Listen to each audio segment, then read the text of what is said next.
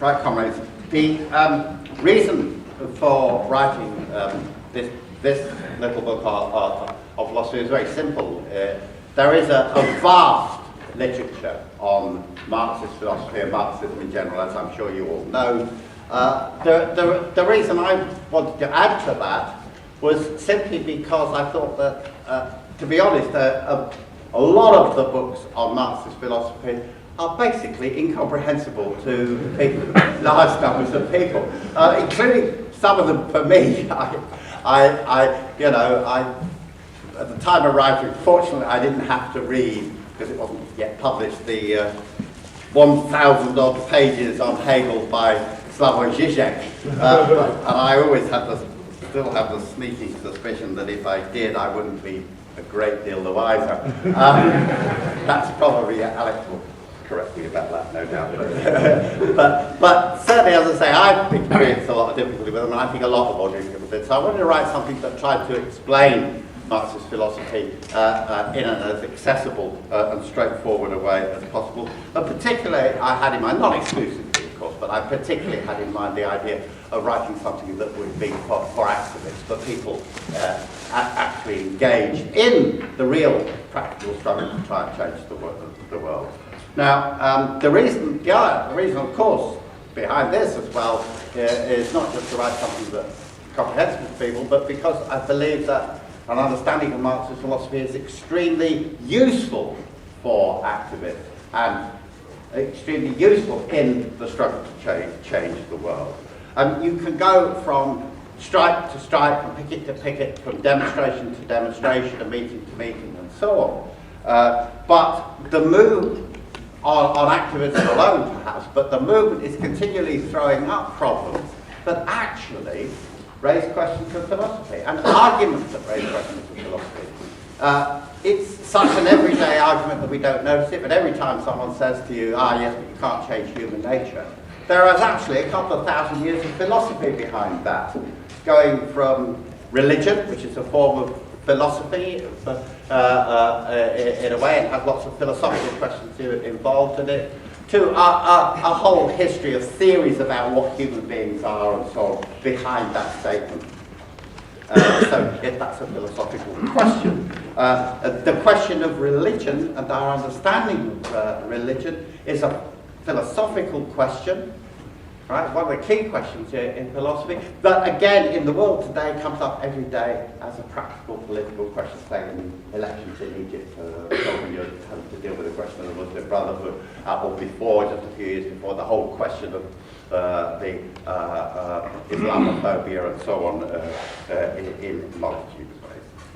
Indeed, I think there's a sense in which every serious question of strategy and tactics that we face, including the question of when you can call a strike, that every worker faces, is really a concentrated form of a fundamental question in Marxist philosophy of what is the relationship between the objective circumstances and subjective human activity. Human beings make history, but not in circumstances of their own choosing, as Marx put, not just as they please. You can't just call a strike any time you feel like it. But on the other hand, it does make a difference whether there's a strong lead in calling a strike. You don't just sit back and wait and never take a lead in that. So there's another example, and one could give a multitude of examples where I think an understanding of philosophy sustains and strengthens our actual activity.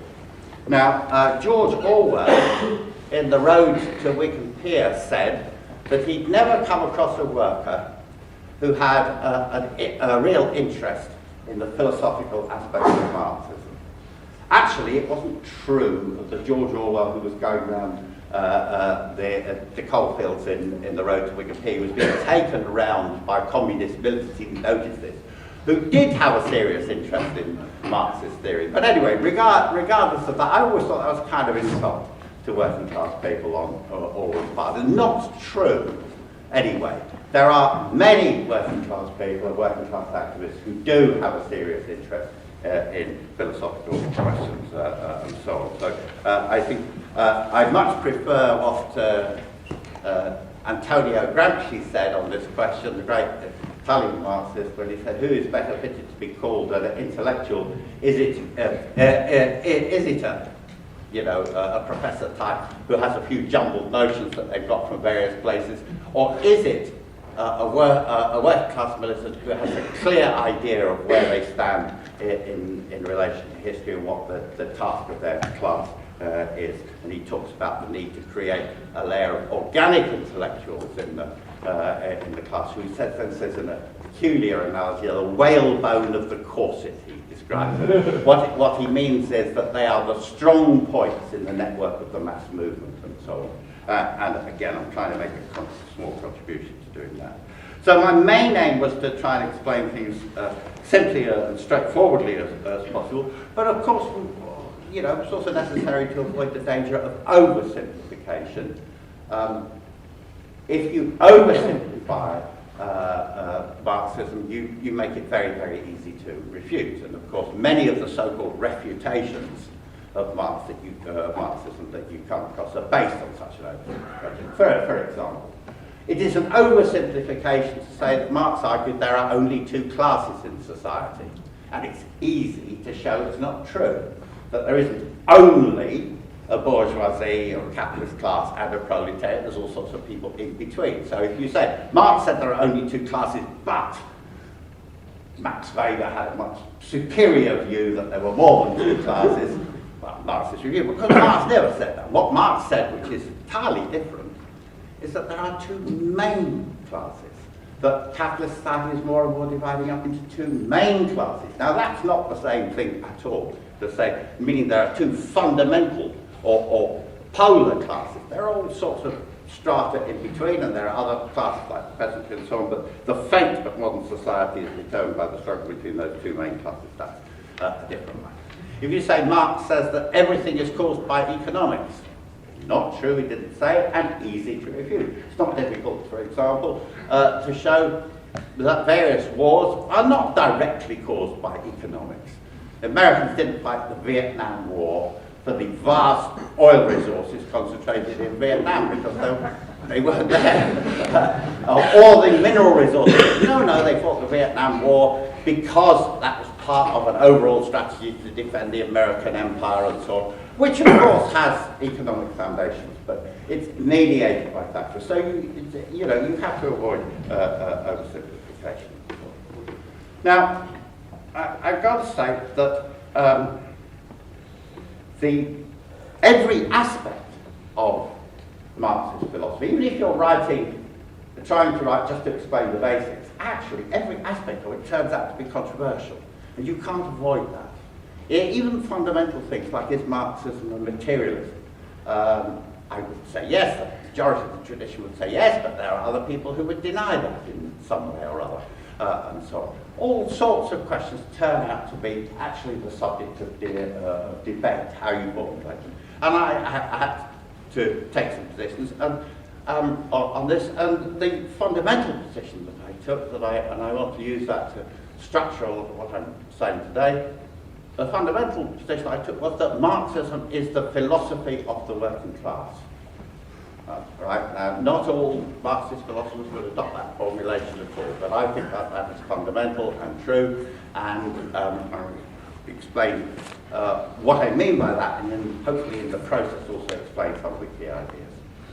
When I say Marxism is the philosophy of the working class, I don't just mean, of course, that it supports the working class or advocates working class struggle.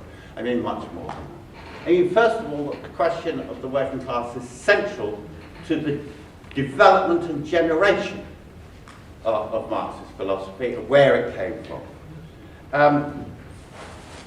It was developed famously, famous formulation that says that Marxism as a whole was a product, a synthesis of three strands in European thought. One, Hegel and German classical philosophy, the ideas of dialectics and so on from there. Two, from Smith and Ricardo and British, quotation marks, classical economics, theory of value and so on. And three, French politics from the French Revolution to the utopian socialists and so on. And that is all true. It's true that those three elements are brought together and synthesized by Marx. But the question then has to be posed, how did Marx do that? How was it able to do it? And on what basis did he do it? Remember, Marx and Engels developed really what's an integral view of new conception of the world in the space of about 3 years. You could argue about when it began and when it was finished, roughly between 1843 and 1846. Marx was born in 1818. Engels was born a couple of years later. They did this as extraordinarily young men. You know, between the ages of 25 and 28, or 23 and 26 in Engels' case. They produced this whole new integrated conception of the world. They were clever people, but how did they do that? It's an extraordinary achievement. And what I want to argue here is that they were able to do it. They were able to transcend Hegel and Smith and Ricardo and French socialism because they stood on new ground. They had a new vantage point. That vantage point was not of their own, but it enabled them to completely transform the whole of existing philosophy. And that new ground on which they stood was the ground of the working class.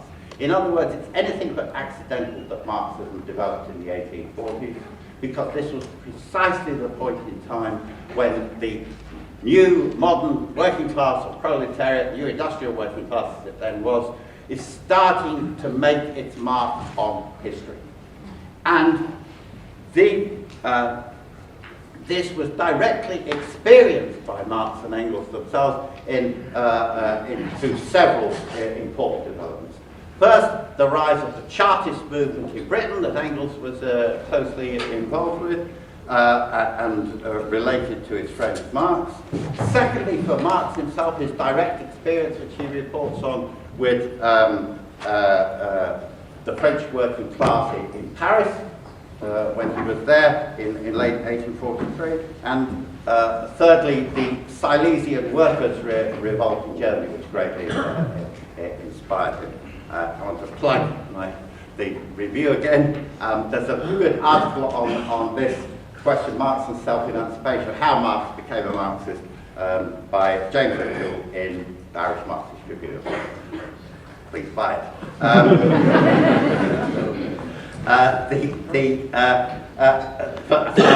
leave that there to say. So the question of the class basis of Marxism was central in the emergence of Marxist philosophy. It's also, I want to say, central in a whole series of concepts that are key to that philosophy. The concept of alienation, which for Marx, as opposed to what it meant for Hegel and other people who had used it before, essentially focuses on, first, the workers' alienation from the product of their labour, and even deeper, they're alienated from the product of their labour because they're alienated from their labour itself in the process of production, which Marx explains most fully in the Economic and Philosophic Manuscripts of 1844. What strikes me about this is that Marx is the first philosopher in history, I guess, maybe there was somebody else, but I think probably the first philosopher in history to look at the process of work from the point of view of the worker. The first person to actually examine what goes on when people do earn their necessities of life, when they engage in that daily activity of work, and to look at it from the standpoint of the worker themselves, rather than looking at it from the outside or from top down and so on. And that runs right the way through what Marx is thinking. Let's go back to the question of the fundamental question of historical materialism, where it starts from. Historical materialism starts from production, how human beings produce the necessities of life.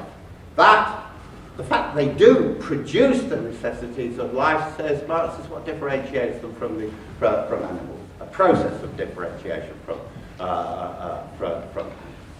Engels puts it in his speech at Marx's graveside. He says it's very simple. Before you can engage in philosophy, politics, law, art, or religion, or anything else, first of all, human beings have to produce the wherewithal of life, the necessities of life. They have to have food, shelter, and so on. And it's a kind of common sense. But then why was that a common sense that was lost on people? This turns out, I think, for centuries, this turns out, I think, to be it's a class question. If you are the ruling class in society, somebody else, mostly out of sight, or you don't know, is doing the work for you. You can flatter yourself that it is your ideas, your actions, your will that makes history work. Right? And to grasp the contrary, that fundamentally at the bottom of it all is the daily work of producing the necessities of life for the society and so on, that's where you have to start. It was necessary historically to have an understanding that the people who do that work can also become the rulers of society, also have the ability to change society, to take power and free. So in other words, I don't think that I think the very foundations of historical materialism were connected with the discovery of and identification of the working class as the revolutionary class that Marx and Engels made together in the period of 1843, 1844, 1845, and so on. Not only is that foundation of historical materialism a class question, so also is the question of dialectical materialism as opposed to mechanical materialism. The bourgeoisie, in the period known as the Enlightenment, 18th century, and to some extent before that, also adopted a materialist view. They did so because they needed a materialist view in their struggle against the feudal aristocracy and the religious accompaniment of that, the Catholic Church in the main, the religious accompaniment of that the feudal aristocracy. And they needed the development of natural science, and that was greatly assisted by a materialist view. They needed the natural science essentially for production. To produce more efficiently and so on, but they also needed the natural science in the argument with the Catholic Church. So these things went together. And for this reason, many of the bourgeois philosophers at that time adopted a materialist view. But it was a mechanical materialist view that regarded ordinary people as the objects rather than the subjects of history. They were determined by material circumstances, but they didn't have a role in changing those material circumstances. So the question of the development, Marx explains this in the thesis on Feuerbach, by the way, that they failed to actually understand the role of practice, and particularly of revolutionary practice. The development of dialectical materialism that understands that interaction, earlier said, relates to the question of strategy and tactics as well, between the material conditions of the subjective factor and human activity and practice, the revolutionary critical practice in changing the world, and so on, was also, I want to argue, a class question. And it's interesting that when you look within Marxism at the various forms of Marxism that have become adapted to bureaucracies within the movement, first of all to social democracy, trade union leaders and leaders of German social democracy like Karl Kautsky, the political theorist of this, and so on, and also to Stalinism in its various forms, you find that they're always drawn back to this mechanical materialist view that looks down on people and tends to eliminate the role of agency, that role of practice and revolutionary activity in transforming the world. They incline to a determinist top-down view. Right. I also argued that this question of Marxism as the philosophy of the working class is the key to grasping a number of questions that come up, like the question of morality, the question of justice, the question of truth. On all of these, I want to argue that there isn't in capitalist society, class society, an above class or outside of class morality that you can develop, that there are fundamental or eternal moral principles. No, what is moral in class society is what serves the interests of the working class. I don't mean that in some narrow instrumental way. What serves the interests of the working class is the highest form of morality that we can get in this society, because the working class is the universal class, the class that really represents the interests of the whole of humanity and the liberation of the whole of humanity. We won't get a morality above class until we get rid of class society and so on. Then, and only then, will emerge a morality that is straightforwardly unmediated by class interests, the morality of all human beings together, only when human beings all have fundamentally united interests in a classless society. I argue that the standpoint of the working class is the standpoint fundamentally also that is the best vantage point from the point of view of producing a true understanding of the world. Because developing an understanding of the world is linked to the struggle to change it, and it is precisely the fact that the working class is engaged in that struggle. It needs it. It needs the truth in a way that the bourgeoisie, on the contrary, needs mystification, and so on. Finally, I want to, on this question, to say that I think that the question of the working class is, because it is so central to Marxist philosophy as a whole and Marxist theory as a whole, if you try and change it, try and abandon it or substitute something else for it, then actually the whole thing unravels. What do I mean by this?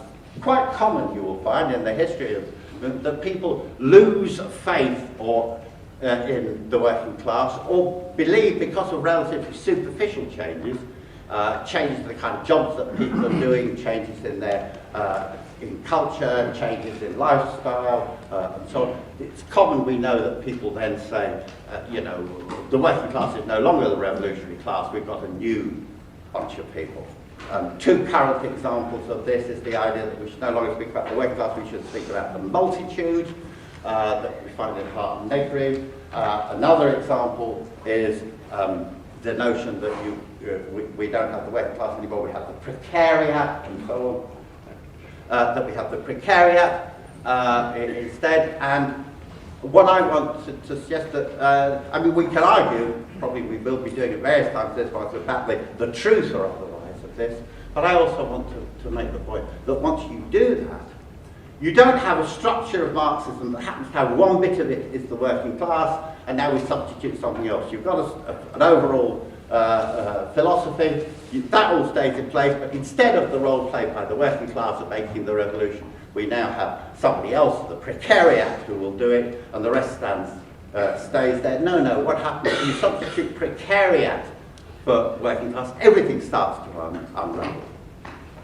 The whole theory, the whole critique of political economy developed by Marx, founded on the labour theory of value, starts to unravel if you have precariat instead of working class. When that starts to unravel, the whole notion of the contradictions of capitalism, declining rate of profit, and so on, starts to unravel. Before you know it, you're back with utopian socialism or something, that socialism would be just a good idea, that you could persuade people of, or that we no longer have socialism as something arising out of class struggle and out of the contradictions of capitalism and so on. So before you know it, everything else is gone. The same with the multitude.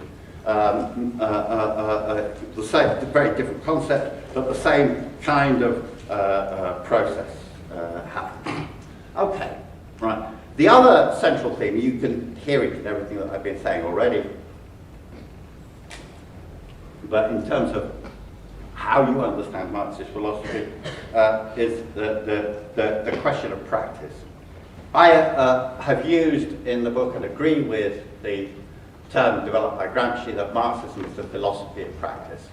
It's true that Gramsci used this term partly to confuse his jailers, I think, but I think he also did, or a lot of terms he could have used to confuse his jailers so they wouldn't know what he was writing about, but I also think he used this because he thought it was true, that Marxism is the philosophy of practice.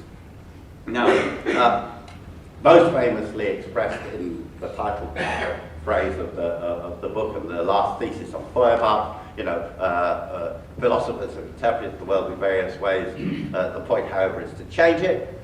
But in that formulation, the question of practice kind of can appear as if it was at the end of the story, right? We have all this analysis, this critique of capitalism, this analysis of history, and the conclusion from that is, therefore, the point is to change it. And that's true, of course, it is the conclusion of this. But it's also there at the beginning, and you need to understand that as well.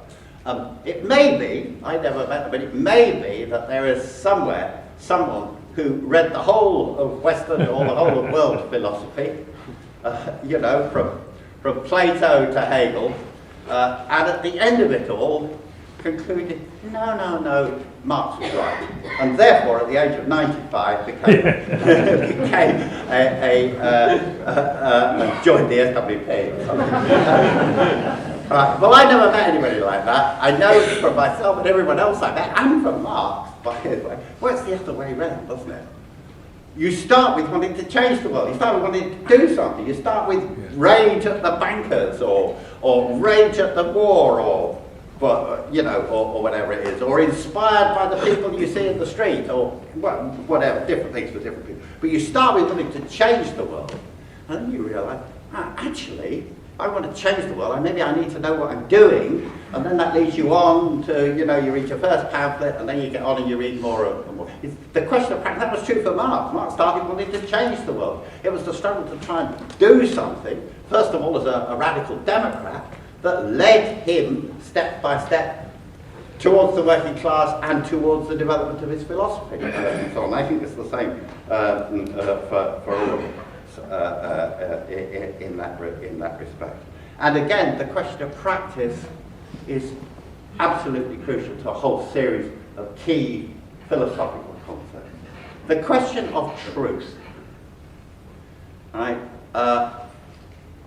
Marx says that the question of truth posed second piece of Feuerbach, can't pose this question separately from the question of practice. You pose it separately, it becomes a purely abstract scholastic question. How many angels can dance on the head of a pig?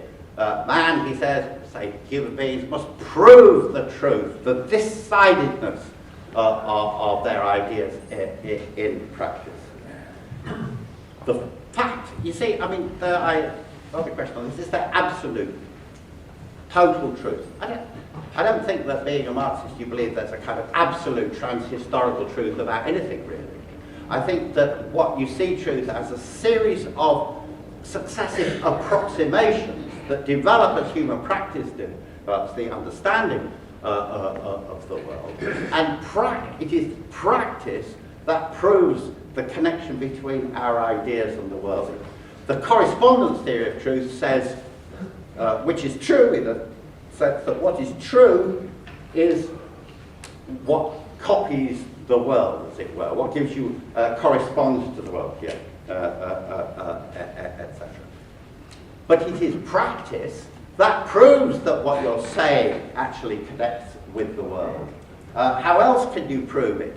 You could say, well, this photograph that we have in our heads looks like it, but most of the key questions you have to understand don't work like that at all.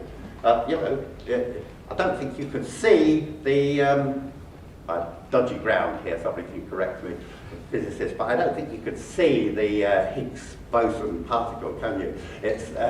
But can you use it? Can you use it to understand how the universe is working and so on? That is the question. It's the same in reality. So the question of practice is crucial there. And finally, time is running. I want to say that on the question of dialectics, there was a very good meeting on this yesterday, so I don't really go into great detail about it here. But the question of dialectics is the logic of change through contradictions and so on.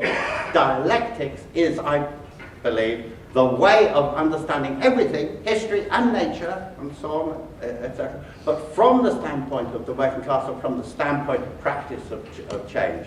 And what I want to emphasize here on dialectics is that, again, it is very useful. It is an absolutely centrally useful task in analysing the world in order to change it. Now, you know, obviously, one's not saying that everybody has to be an expert in Hegel or dialectics or whatever to participate in the struggle, etc. Absolutely not. That would be ridiculous. It doesn't come first. But it is an advantage to be able to use it. And I think the best example of this that I can give is really Lenin. Lenin was always a formal adherent of dialectical materialism. But in 1914, Lenin's world kind of not fell apart, but was severely shaken by what happened in 1914 with the advent of the First World War, the outbreak of the First World War, and the fact that the Socialist International, of which he was a part and a loyal member and supporter, and the theorists that he looked up to, like Karl and Plekhanov and so on, that these people either supported the war or gave it semi-support or didn't mobilise against it, and that the Second International disintegrated really into different national components who were each complicit in their own working classes slaughtering each other. And faced with this great betrayal by social democracy, Lenin went back to Hegel and back to looking at the dialectic. And everything that Lenin writes after that, which is his greatest works, you could see the conscious influence of dialectics involved. So in his theory of imperialism, in his book Imperialism, the Highest Stage of Capitalism, you see dialectics involved in how he's formulating how capitalism is developing as continuity, but also a break in the development of a new stage of capitalism, and then looking at the new contradictions within that, the way this opens up conflicts between imperialism and also conflicts between imperialism and anti-imperialism, the role of the national liberation movements, anti-imperialist movements, and how those contradictions work out. You can see it in consciously applied in the state and revolution, the dialectic of how the state develops and how the state must be smashed, the worker state, how that withers away, and so on. You can see it in left-wing communism, an infantile disorder, the masterpiece of strategy and tactics. How it's absolutely necessary for communist parties and the workers' movement that we understand the concept of critical support, of supporting and being against, of supporting Labour parties like the rope supports a hanged man, as he put it, how you need to support Labour parties without giving them political support for their rotten leadership and so on, but support them against the open parties of the bourgeoisie, how you need to deal with trade unions, how you need to work inside reactionary trade unions, against people who have fixed mechanical conceptions of all these things. So I strongly urge people, if you want to see dialectics in practice, read Lenin in these years. Particularly, I would say, read Lenin, the letters that he wrote to the Central Committee of the Bolshevik Party in September, early October 1917. You can see the dialectic really come alive there. This question of, he's urging the Central Committee that now is the time that we have to actually switch from propaganda for workers' power to actually taking and establishing workers' power, to actually holding an insurrection. And you see he starts with the circumstance, the objective conditions. Right? But then how the objective conditions make revolution possible. But then how everything is going to depend on 3 or 4 days fighting. We have to take the initiative now. It's absolutely essential. You see Lenin writing with the most concentrated intensity at this time to try and win over the leadership of the Bolshevik Party.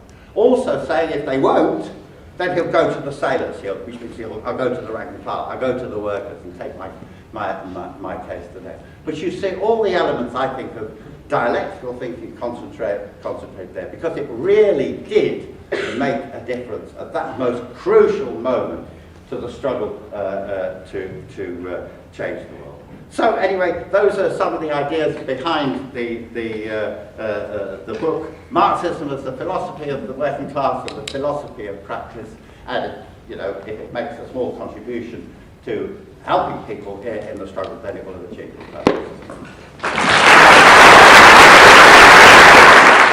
Hi, my name's Paul Shackley. I'm an SWP member, so I'm politically Marxist.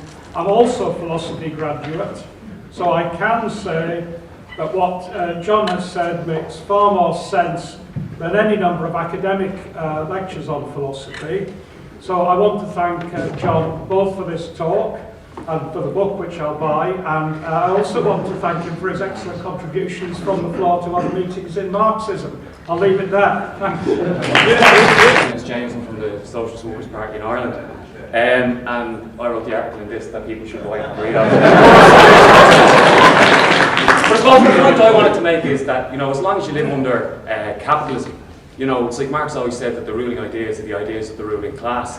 And I think, you know, even in the socialist movement, I think sometimes, you know, because we live under the system as it is, you know, it's like people kind of want to be important, you know.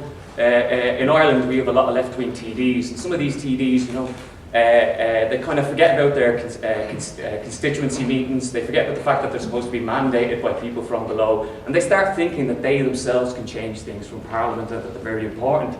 And we're obviously, you know, battling against that in Ireland very hard, because, you know, it's about the politics of self-emancipation and all that. But I suppose, why is it that those are, you know, I suppose I wanted to make the point that people kind of, you know, often present Marxism as if Marxism is something imposed on the working class, and that Marxism is itself substitutionist. You know, a lot of people present critiques of Marxism, that Marxism is about, you know, telling the working class what to do. And in fact, Marx's whole development was about developing a critique of people who held those kind of ideas. You know, before Marx, you know, the young Hegelian movement, Marx wrote a famous letter where he kind of critiqued the fact that they wrote these perfect dogmas or these perfect doctrines that they thought, you know, the whole world would then bow down before the fact that they found the correct answer. And he thought that that was really ridiculous.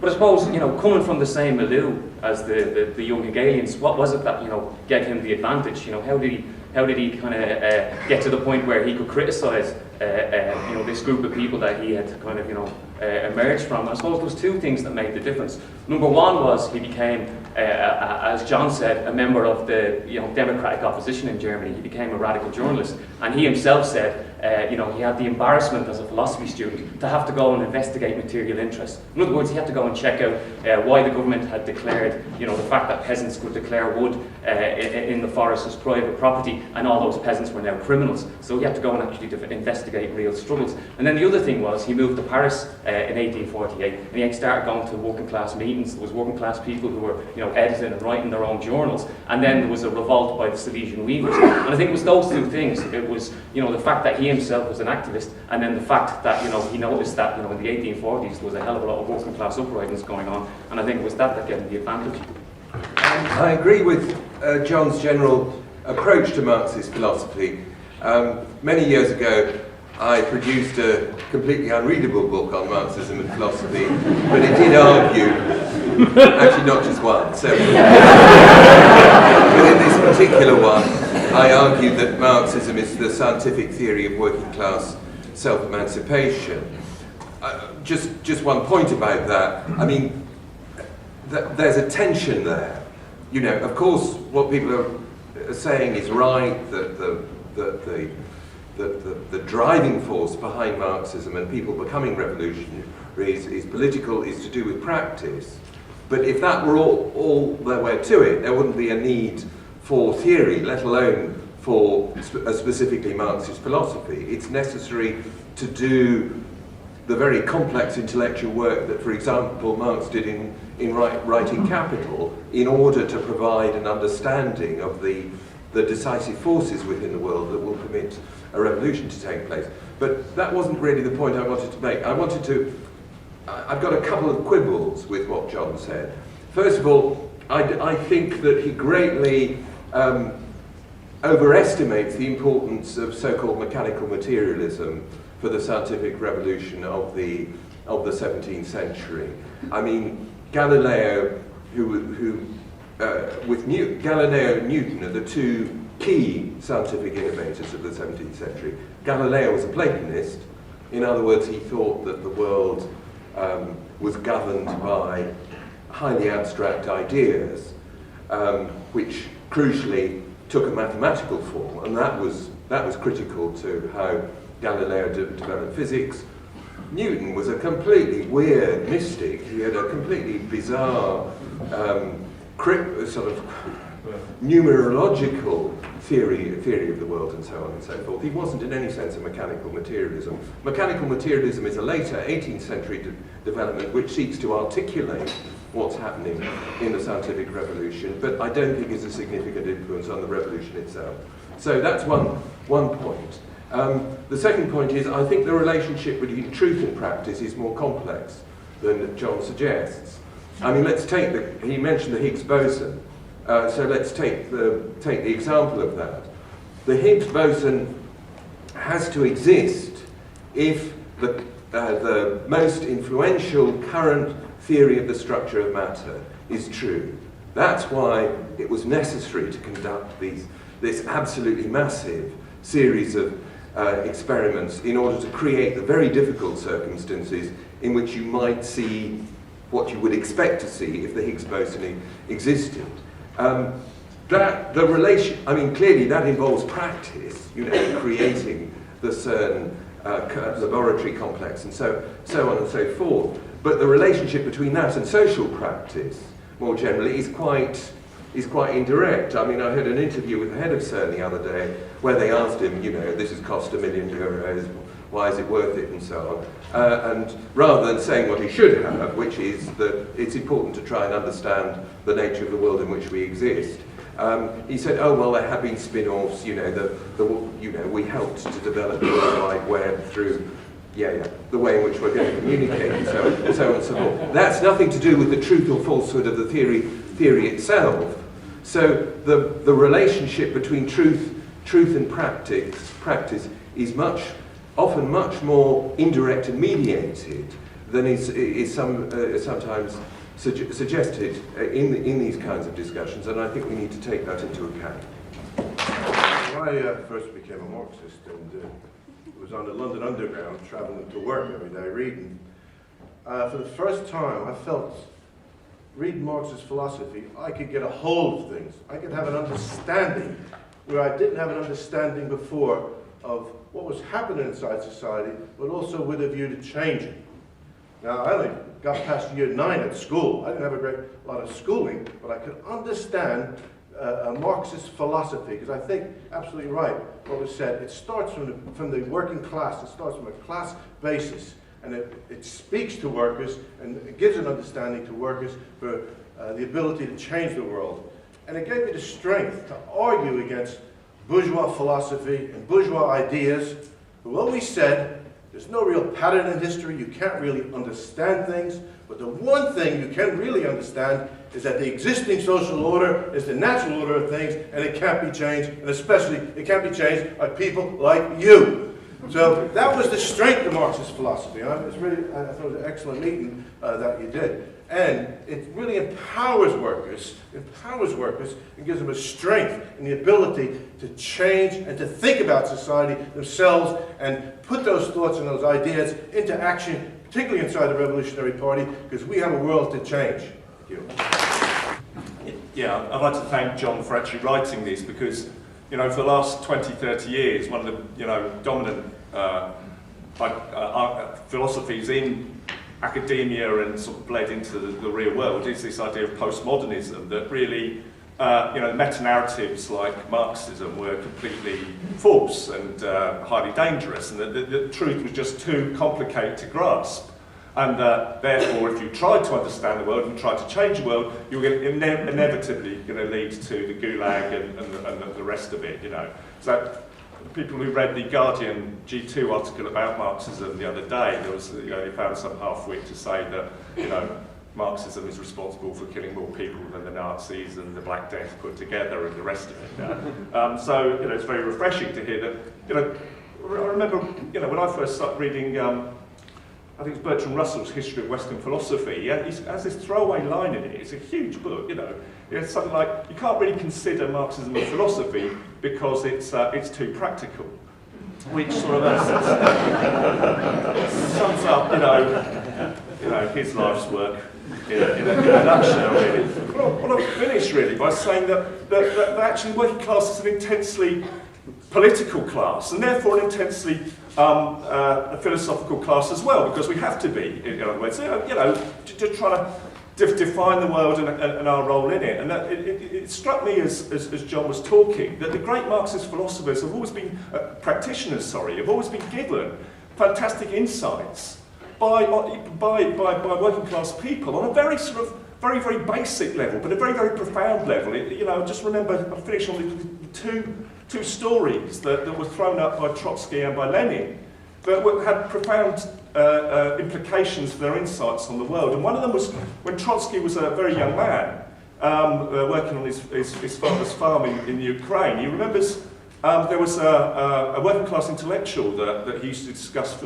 politics with, who gave him a sort of a very basic understanding of the class structure and what would happen under socialism. And he said he would sit in this guy's room, and the guy would organise a triangle, a pyramid of beans, going up from a base of, I don't know, 12 beans or whatever, to a single bean at the top. And he says, look, imagine society. This is society. The bottom ones are us, and it goes all the way to the top, and the top one is the Tsar. That's the Tsar.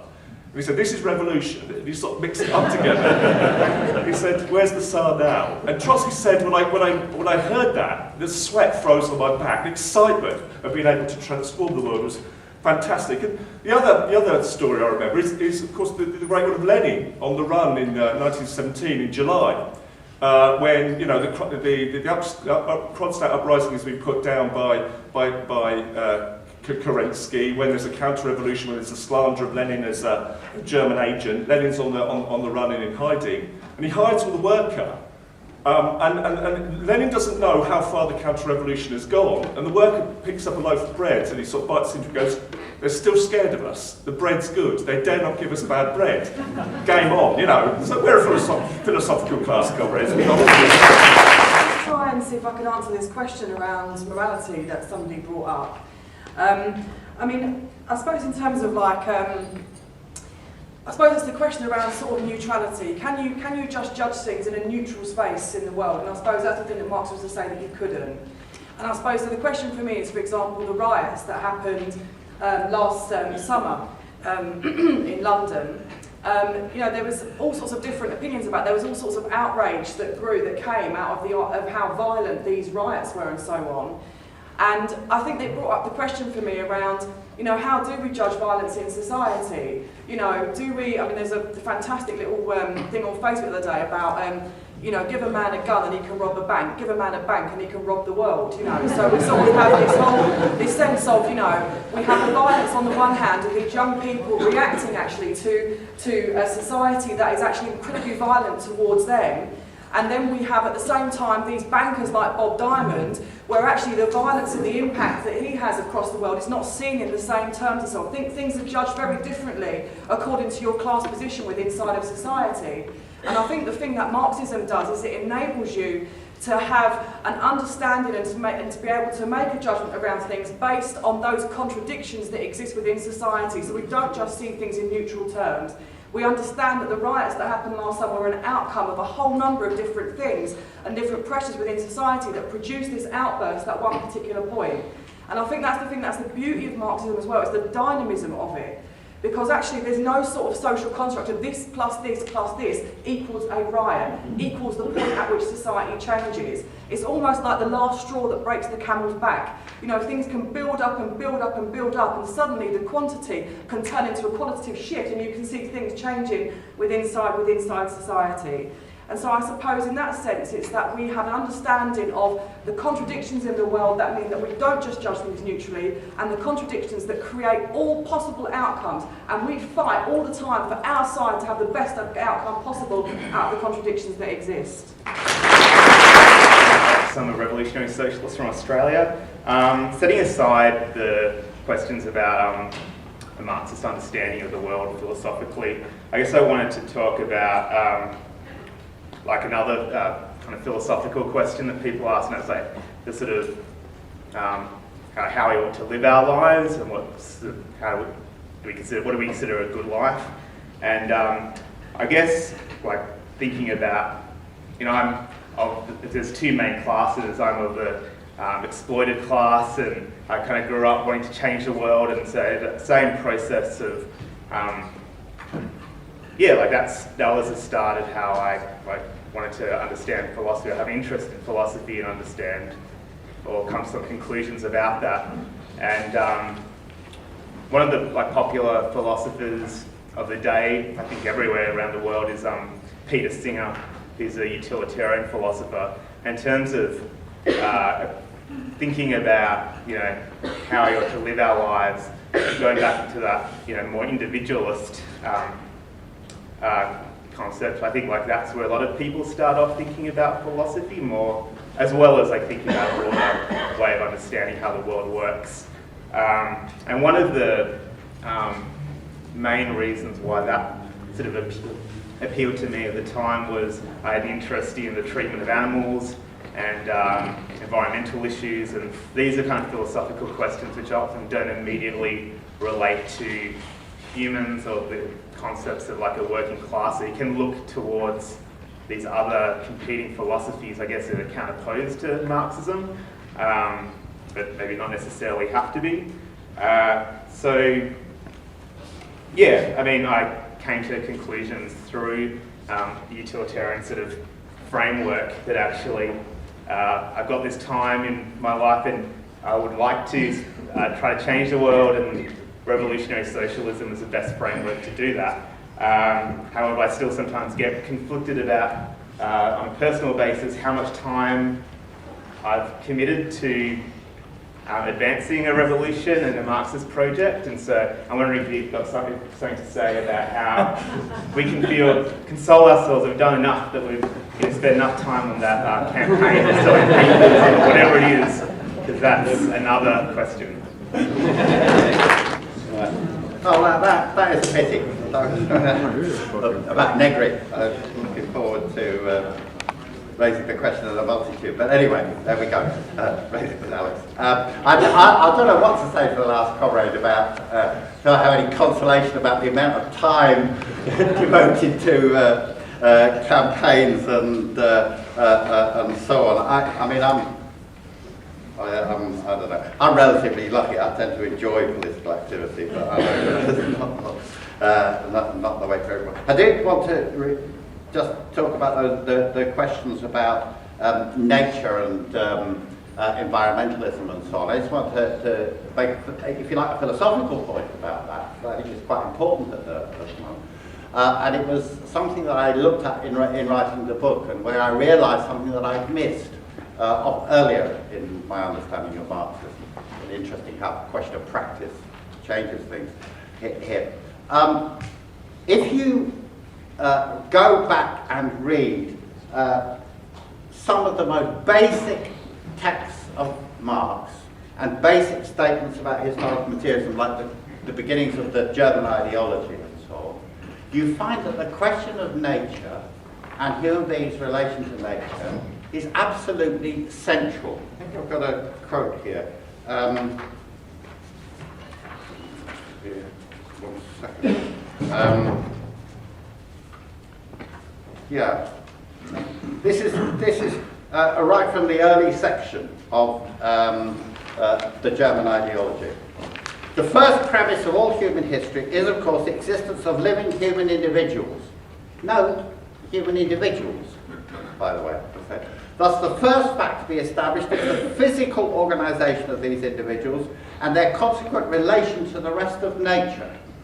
He then says, I can't go into this now, he says, and so on, or into the natural conditions in which man finds himself, geological, hydrographical, climatic, and so on. But the writing of history must always set out from these natural bases and their modification in the course of history through the action of men. Now notice, He says you've got to start out. You will start out from nature in this and our relationship to nature. And it's kind of obvious, isn't it, when you think about it? But I think I always tend to read that and say, oh yeah, okay, never mind that. Let's get on to the rest of this. So that doesn't really matter. But of course now that does matter, doesn't it? The climatic circumstances, the geological, the hydrographical, the climatic, they really matter because they're threatening us. And the action of human beings on those really matters, and the alienated relationship of human beings to nature, which is there in the economic and philosophic manuscripts, and is stressed there. And that is now coming really back to bite us, and we really need to do something about it. So I just say all that. That's a materialist position. And it's also a dialectical materialist position which emphasises the role of human action on the whole question. And to the last comment, that's not something separate. It's not, on the one hand there's ecology, and on the other hand there's Marxism. Those are united within Marxism. And listening to the discussion, I think there were a whole number of points where people made ad hoc comments or remarks, true or right in themselves, but actually also interesting philosophical points. Two points, responding to what Sasha said. I remember reading Bertrand Russell on Marx a long time ago. And apart from the practical thing, I also remember him, I think he said the trouble with Marx is he confined himself largely to focusing on the problems of the earth, not the whole of the cosmos. Which I didn't very much recommended Marx to me at the time, but the cosmos is very interesting as well. But the other one that Sasha commented on, when he said the postmodernists say Marxism was responsible for killing more people and so on. I don't want to argue here about the facts. The facts of the matter are extremely important in all this. But notice the formulation. The formulation is a classic idealist formulation. What killed the people was an ideology, right? Why did Stalin murder people? Because of Marxist ideas. There's even a notion that why did Stalinism happen? Because it was because of what Lenin wrote and what is to be done. This is not true. It can be factually refuted. Lars Lee wrote a huge book showing that this is not true. But notice it's an idealist approach to what caused Stalin. The whole regime has emerged because of the wrong idea in one person's head. You know, that is how we are encouraged to think, by the way, all the time, that it is the idea. Lenin was born a great man, or a great bad man in that point of view, but it didn't matter what was in your head, or my head, or somebody else's head, that isn't going to make a difference, but he was born as that, and what was in his head that was wrong in 1901 produces the gulags and all. This is a classic idealist way of understanding the world, and it's rubbish, right? You want to understand why people were killed, you have to understand the class forces involved, the material circumstances, and so on. And that, I think, is interesting because behind what appear to be just ad hoc statements, the idealist view of the world is all very, very often embodied in them, and particularly in the mass media interpretation of politics and so on that we are continually subject to. I want to respond to Alex's comments.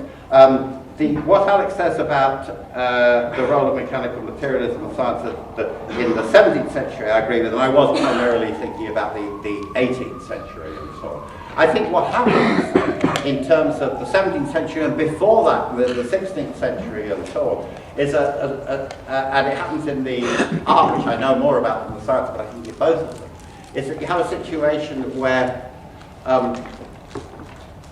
religion, Catholicism in a broad sense, is, and then with the additions of Greek philosophy as well, Platonism and so on, interacting with that, forms the overall framework within which all cultural and a lot of scientific activity takes place, but that gradually, and this mirrors in a way or reflects or corresponds to the rise of the bourgeoisie within a feudal framework, gradually this emerges within it and then sort of breaks those fetters. But it is quite right that it is in the 18th century that the mechanical materialist made the emergence. Now, the question of truth and practice and so on, again, I think Alex is right that this is not a direct and immediate relationship, but nonetheless, and maybe Alex and I disagree in our emphasis here, nonetheless, I do want to say that I do want to emphasize the question of practice at several levels. Right? First, of course, it is, in a way, practical life that determines what scientific questions get investigated at a very deep level. You know, it is the problems of life that throws up what scientific theories have flaws and faults in them, right, and leads human beings to investigate those questions. And this gets seriously distorted under capitalism, you know, by military interests and the interests of states and whether they can make a profit out of it and so on. Hence the question put to the director of CERN. Interesting little coincidences, but the director of CERN is coming to Dublin next Friday, and I'm going to go and hear him speak about it. So I wish that question would come up after that. But so practice in that sense comes in, and also, again, it's not a direct or immediate sense. You can't say, does the theory just work tomorrow, and we prove it tomorrow. But in the longer term, I do believe that the question of how things serve human practice and our ability to control the world is the key test of what we mean by truth. And that does relate to the question of the role of the working class. Okay, I'm being told to stop. Right, I misjudged something else. Right, so I did want to say a bit more. Can I have a couple more minutes? Yeah, people here. Yeah, sorry. Okay, I'll just count it. I'll just carry on. Right. But I'll try and be quick. The question, another interesting question, the question about the Egyptian election, the question about the riots. I just want to say those that, yeah, these are everyday practical questions. They have to be judged on what's going on. But the dialectic and understanding of philosophy is useful in these worlds because they provide useful guides to how you approach them. Two key concepts involved in this. The concept of totality and the idea that truth is concrete. Two key concepts. Both apply in both situations. You want to understand where we stand at the Egyptian elections. You have to look at the situation as a whole, not just one bit of it. I've had all these endless arguments with people about the Muslim Brotherhood, as if it was just the question was should you or shouldn't you vote for the Muslim Brotherhood, with no look at the broader picture. No look at the question of what if Shafiq won. No look at how Shafiq and SCAF relates to the whole question of the trajectory of the Arab Spring and the role of imperialism and so on. You have to look at the total picture. Right. The same with the riots. You can't just look at individual actions. Was it the burning down of this building right or wrong or not? You have to look at the total picture of where they fit into it. But you also, as well as looking at the big picture, you also have to look at the concrete as a concentration of that big picture and be specific. You need both those elements. And the dialectic enables you to combine both those elements, so they're relevant. And I also wanted to comment on the discussion about morality.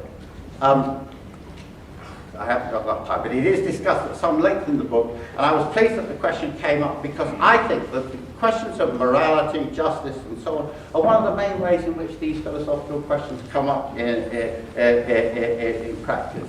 And I want to say that the blowing up of the House of Commons question, right? The bourgeoisie are just, on these sort of questions, are just straightforwardly hypocritical. If somebody blows up the House of Commons or kills a government minister, they are denounced in terms of an eternal standard of morality. You mustn't kill people, this is terrible, they're monstrous, they're violent, they're evil, they're worse than animals, they're blah, blah, every insult. And it's taken for granted that it's absolutely criminal to engage in violence. Except when it's their violence, where they can go around the world bombing people, and that's entirely different because that's and so on. We don't engage in this kind of hypocrisy, that there is some absolute principle that you cannot ever kill people, which we pronounce 6 days of the week, and on the 7th we're allowed to kill people.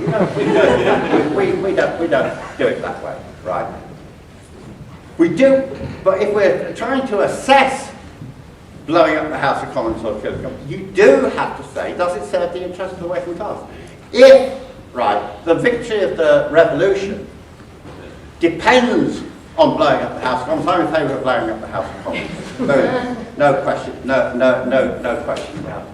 But actually, if you assassinate a few government ministers, you don't eliminate the ruling class, and you do open the way to repression. So that question, then, you know, so my answer is that don't go and try and blow up the House of Commons now,